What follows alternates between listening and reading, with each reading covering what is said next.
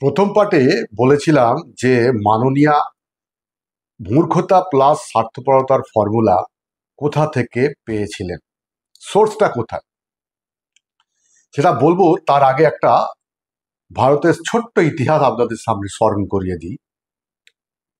অনেকেই জানেন এবং আজকে জেনারেশন হয়তো জানে না।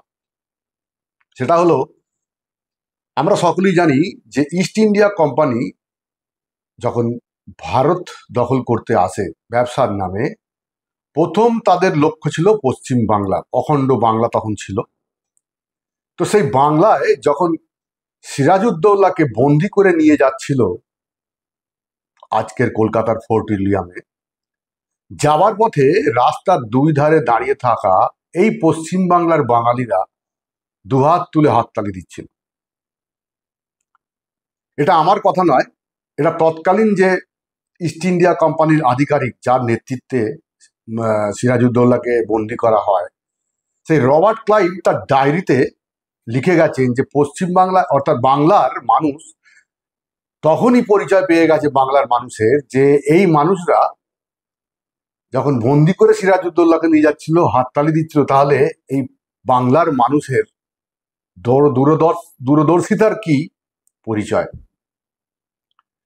তো এটা গেল একটা বাংলাকে কবজা করার ঘটনা। এবং তারপর দেখেছি যে বাংলা থেকে শুরু করে ধীরে ধীরে ভারতবর্ষকে কবজা করে নেয় এবং ভারতবর্ষের মানুষকে, বেশিরভাগ মানুষকে, প্রায় 90% মানুষকে গোলাম বানিয়ে নেয়। এবং এই গোলামির ফলে আমরা 200 বছর ধরে ব্রিটিশ সরকারের আন্ডারে আমরা গোলাম হয়ে থাকি এবং তাদের অত্যাচার, ভারতবর্ষকে লুটে পাটে নিয়ে চলে যাওয়া, রুখতে পারে না। আমাদের ধর্মান্তরণ করার যে চেষ্টা, মানুষকে ভয় দেখিয়ে অত্যাচার করে তাদের সমস্ত নিয়ম, তাদের সমস্ত ব্যবস্থাকে মেনে নিতে বাধ্য করা, 200 বছর ধরে আমরা এই গোলামির শাস্তি পেয়েছি। ফলে ভারতবর্ষ আর্থিক দিক দিয়ে তো বটেই, আমাদের লক্ষ লক্ষ পূর্বপুরুষ এই ব্রিটিশদের অত্যাচারে মারা গেছে।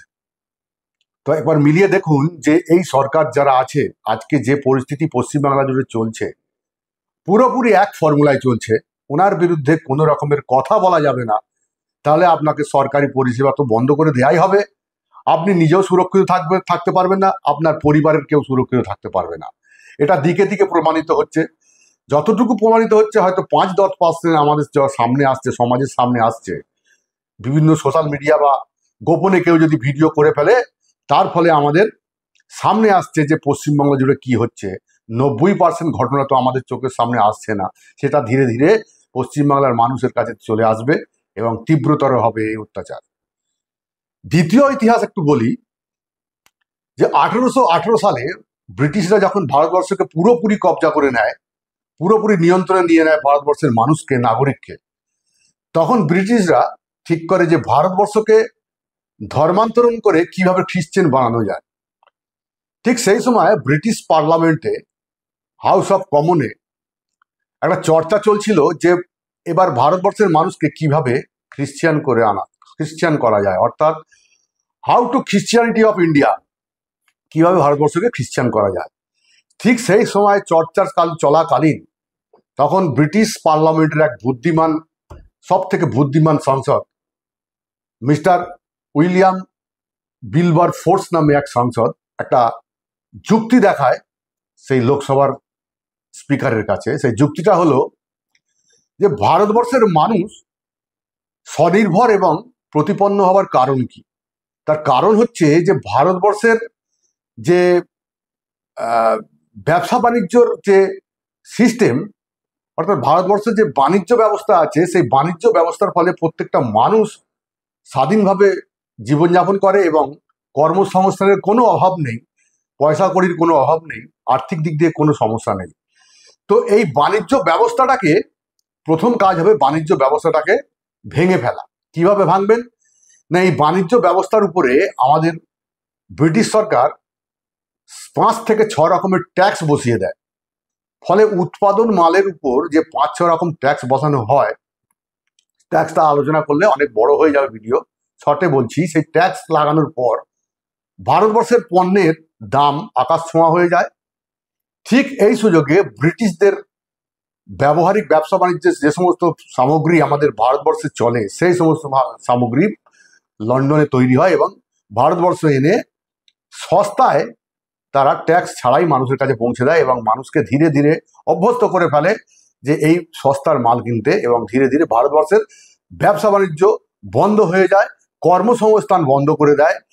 এবং কর্মসংস্থান বন্ধ করার কারণই হচ্ছে যে মানুষ যখন আর্থিকভাবে দুর্বল হয়ে পড়বে, কর্মসংস্থানের অভাব হবে, তখন মানুষ বাধ্য হয়ে যে সরকার চলছে সেই সরকারের কাছে আসবে এবং আর্থিক অনুদান বা আর্থিক সহযোগিতার জন্য তাদের কাছে আবেদন করবেন, এবং তারা সেই আবেদন করার ফলে সরকার বা ব্রিটিশ সরকার তাদেরকে সাহায্য দেবে অনুদানের মারফতে, বা তাদের মনোমাফিক প্ল্যান মাফিক বিভিন্ন কর্মসংস্থানের কাজে দেবে। শর্ত থাকবে একটাই, ধীরে ধীরে তাদেরকে ধর্মান্তরণ করা, এবং সেটা হবে কারণ তারা আর্থিকভাবে এত দুর্বল হয়ে যাবে বা দুর্বল হয়ে গিয়েছিল যে তারা তাদের জীবনযাপন করার জন্য যে অর্থের প্রয়োজন, সেই অর্থ তাদের কাছে ব্রিটিশদের কাছ থেকে পেতে গিয়ে তাদের ধর্মান্তরণ হলো ধীরে ধীরে শুরু হয়। যদিও এটা দীর্ঘস্থায়ী হয়নি বা বেশি কিছু করতে পারেনি, কিন্তু অনেকটাই প্রচেষ্টা করেছিল। এইগুলোকে সফল হওয়ার না কারণ হচ্ছে ভারতবর্ষের তৎকালীন যে আমাদের পূর্বপুরুষরা সংগ্রাম করে গেছেন, সেই সংগ্রামের ফলে তারা ব্রিটিশরা এই ব্যবস্থাকে, এই ধর্মান্তরণ করার যে ব্যবস্থা, তাকে সফল করতে পারেনি। ঠিক একই ফর্মুলায় আমাদের পশ্চিমবাংলার যে সরকার আছে, কর্মসংস্থানকে বন্ধ করে দিয়ে, ধ্বংস করে দিয়ে মানুষকে প্রথমে আর্থিকভাবে জর্জরিত করা হয়, এবং আর্থিক সংকট তৈরি করার পর আজকের দিনে যে মূল্যবৃদ্ধির বাজার এবং তাদের যে সন্তান আছে তাদের লেখাপড়া থেকে শুরু করে তাদের জীবনযাপন করার জন্য যে অর্থ দরকার, সেই পরিবারের মানুষ যারা অর্থ উপার্জন করে তারা একা সেই অর্থ উপার্জনের জায়গা খুঁজে পাচ্ছে না। সেই সুযোগটাকে কাজে লাগিয়ে তাদেরকে অনুদানের কথা বলে, পরিকল্পনা মাফিক সামাজিক পরিকল্পনার নাম দিয়ে, অনুদান দিয়ে, ভিক্ষা দিয়ে তাদেরকে সাহায্য করা হচ্ছে আর্থিকভাবে, এবং মানুষগুলো, পরিবারগুলো অর্থের অভাবে যতটুকু পাওয়া যায় সেই পাওয়ার লোভে বাধ্য হয়ে এই সরকারের শরণাপন্ন হচ্ছে এবং এই ভিক্ষাকে মেনে নিতে বাধ্য হচ্ছে। ফলে সরকারও ঠিক সেই সুযোগটাকে কাজে লাগায়। যেমন ব্রিটিশরা ধর্মান্তরণ করার যে ফর্মুলা নিয়েছিল, এই সরকার ফর্মুলা নিয়েছে যে তাদের সরকারকেই সমর্থন করতে হবে, অন্য কোনো পার্টি করা চলবে না, তাহলে তাদের সমস্ত পরিষেবা, আর্থিক অনুদান, সমস্ত কিছু বন্ধ করে দেওয়া হবে। তো এই ফর্মুলা 1818 সালের উইলিয়াম বিলবার ফোর্স যখন সংসদে দেয়, সেই ফর্মুলায় তারা সফল হয়।